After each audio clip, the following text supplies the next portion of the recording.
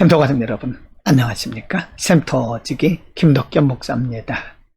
오늘은 누가복음 5장 12절부터 26절까지인데요. 오늘 본문 말씀에도 예수님의 세 가지 사역 가운데 특별히 치유 사역에 대해서 소개를 하고 있습니다.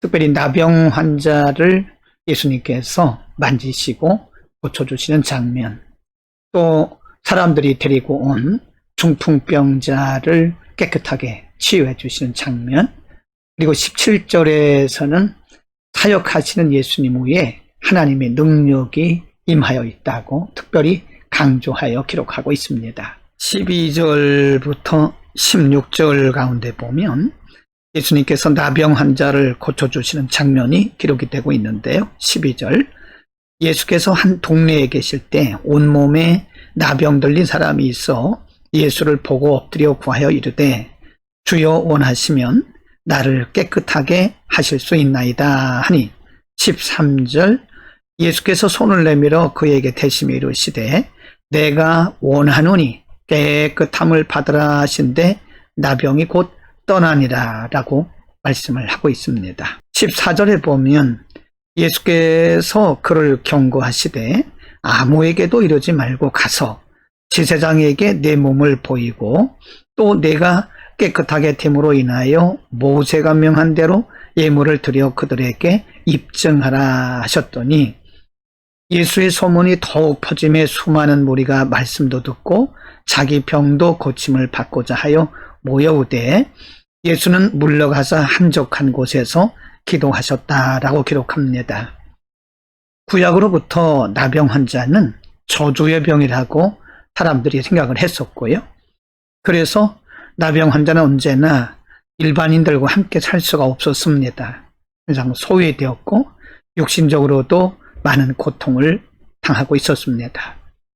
그런 나병 환자를 예수님께서 손을 내밀어 그에게 대셨다라고 하는 것은 그의 마음에 안심을 주신 것이고요.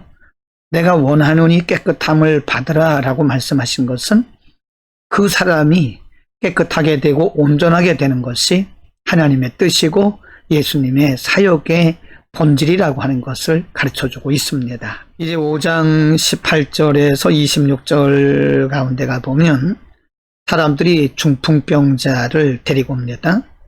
18절, 한 중풍병자를 사람들이 침상에 메우고 와서 예수 앞에 들여놓고자 하였으나 19절, 무리 때문에 메고 들어갈 길을 얻지 못한지라 지붕에 올라가 기와를 벗기고 병자를 침상째 무리 가운데로 예수 앞에 달아내리니 20절, 예수께서 그들의 믿음을 보시고 이르시되 이 사람아 내 죄사함을 받았느니라 하시니, 그리고 24절에 보면 맨 끝에 일어나 내 침상을 가지고 집으로 가라 하시매 그 사람이 그들 앞에서 곧 일어나 그 누웠던 것을 가지고 하나님께 영광을 돌리며 자기 집으로 돌아갔다라고 말씀합니다. 여기 보면 중풍병자를 고치는 과정에서는 특별히 20절에 그들의 믿음을 보셨다. 본문에는 사람들이라고 말했지만 다른 성경에서는 그의 친구들 4명이라고 기록을 하고 있습니다.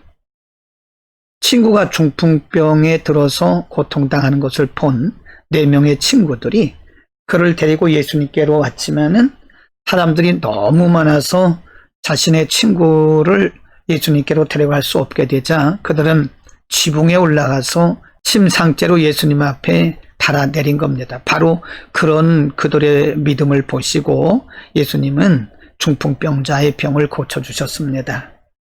여러분, 우리는 여기서 때로는 예수님의 치유가 본인의 믿음으로 인해서 일어나는 경우도 있지만은 주변 사람들의 믿음으로 인해서 치유가 일어날 수 있다는 사실도 우리가 압니다. 그러므로 우리 믿는 자들은 이웃을 위한 중보기도의 책임이 그리고 의무적으로 있다는 사실을 우리에게 가르쳐 줍니다. 누군가가 우리를 위해서 기도할 때 하나님이 그 기도를 들으시고 또 우리가 누군가를 위해서 기도할 때에 하나님이 그 기도를 들으시고 역사하신다고 하는 것을 우리가 할 때 중보기도의 중요성과 그리고 책임감을 다시 한번 느끼게 되는 것입니다. 17절에 보면 누가는 이렇게 기록을 합니다. 하루는 가르치실 때에 갈릴리의 각 마을과 유대와 예루살렘에서 온 바리새인과 율법 교사들이 앉았는데 병을 고치는 주의 능력이 예수와 함께 하더라. 여기에서 언급하고 있는 바리새인과 율법 교사들은 전통적으로 유대교에서는 높임을 받는 지도자들이었습니다. 그리고 그들은 율법에 대해서 아주 박식한 사람들이었습니다. 그러나 예수님과 같은 그런 권능이 있는 권세를 한 번도 본 적이 없습니다.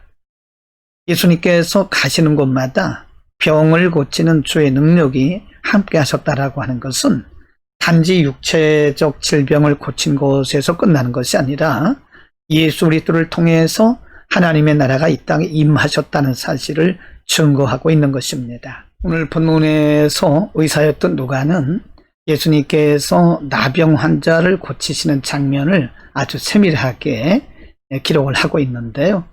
예수님께서 나병 환자에게 손을 내미셨습니다. 사실 그 당시나 지금이나 나병 환자들에게 사람들이 가까이 가기를 싫어합니다. 그리고 그 나병이 전염될 수 있다고 생각도 하고 있는 거죠. 그러나 예수님은 그에게 다가가셔서 간절히 나병으로부터 자유하기를 원하는 그 사람에게 손을 내밀어 대시면서 내가 원하노니 깨끗함을 받으라 라고 말씀하십니다.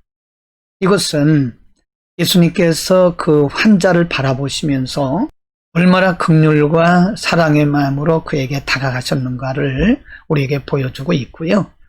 그 다음에 4명의 친구들에 의해서 들려온 중풍병자를 고치시는 장면을 통해서도 예수님께서 물론 친구들의 믿음을 보신 것도 있지만 스스로 움직일 수 없는 그 중풍병자의 모습을 보시면서 예수님께서 참으로 긍휼한 마음을 가지셨다고 하는 것입니다. 예수님은 이 땅에 사랑으로 오셨고 긍휼로 오셨습니다. 예수님의 제자된 우리들은 우리가 무슨 일을 하든지 예수님의 마음으로 긍휼과 사랑의 마음을 가지고 해야 될 것입니다. 교법사들, 바리새인들, 뛰어난 종교인들입니다.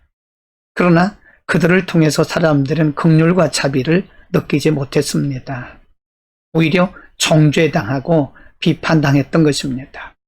예수님께서 이 땅에 오신 것은 우리를 정죄하고 비난하기 위해서 오신 것이 아니라 사랑과 긍휼로 치유하시고 자유케 하시고 온전케 하기 위해서 오신 겁니다. 예수님의 제자된 우리들 정죄보다는 비난과 판단보다는 그리스도의 사랑으로 오늘도 긍휼과 자비를 베푸는 멋진 복음의 사람들이 되기를 축복합니다. 기도하겠습니다.